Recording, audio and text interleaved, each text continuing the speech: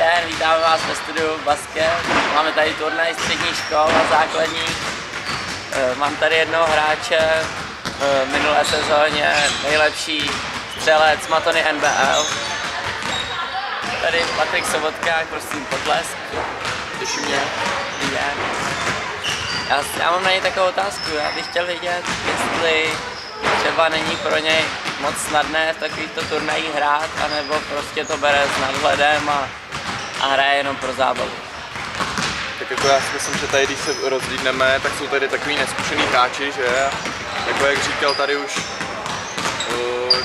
Karol Banda, že vlastně jsem byl nejlepší střelec NBL, Matony a to, prostě tam je to úplně něco jiného, tam je tvrdší hra, tady pokud se podíváte, tady to jsou fakt taková exibice, takový srandamač, no.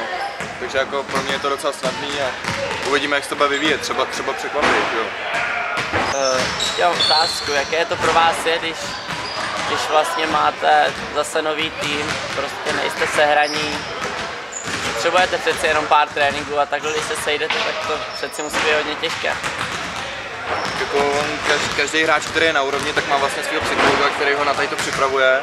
A prostě je to tak, jako, že prostě ten hráč si na to zvykne. Jako jasný, že třeba první měsíc je to taková oťukávačka, že prostě poznáváte ty nový lidi, ten svůj tým nový, ale prostě počasem se na to zvyknete a když už přestoupíte několikrát, tak prostě nevím, je to jenom o zvyku. Já si myslím, jako, že jsem se zvyknul a s klukama doufám, že to vyhrám dneska. No. Tak já děkuji a přeju hodně štěstí. No, taky děkuju.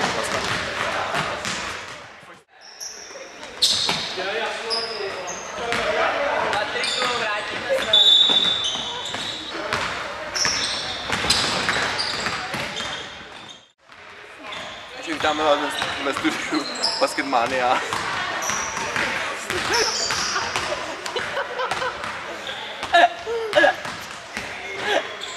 Zdraví vás tady Petr Svěcený, Vlastimil Hosták. Vladimír Bosák. Ano, omluvte mého kamaráda, on si dal moc kokainu. Prosím, taky vás chci povítat.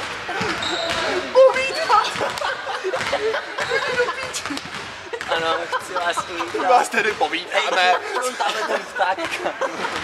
Orel přistál. Hej, dost srandy, ale nejsme tady žádný. Takže jsme tady ve čtvrtfinále toho Evropského ligy žen, ale se tady rozčičují.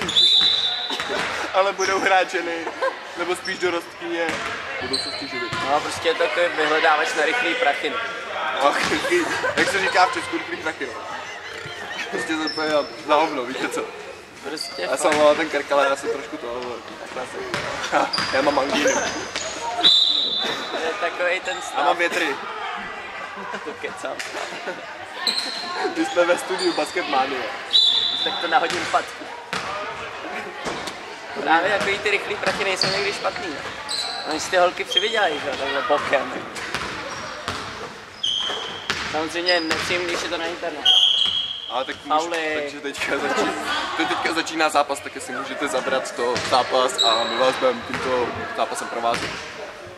A žlutý se zmocňují balónu. Sudí právě balón do hry. Já se na to napiju.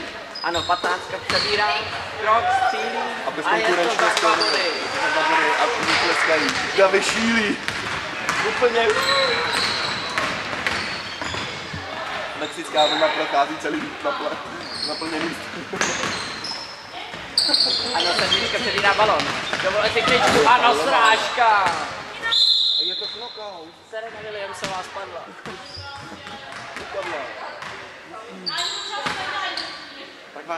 Oni se tady jsou schopní poškrábat všechno.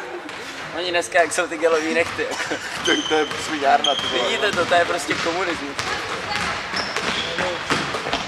Sedmička to za 2 body. A proto bych prostě volil za Manova.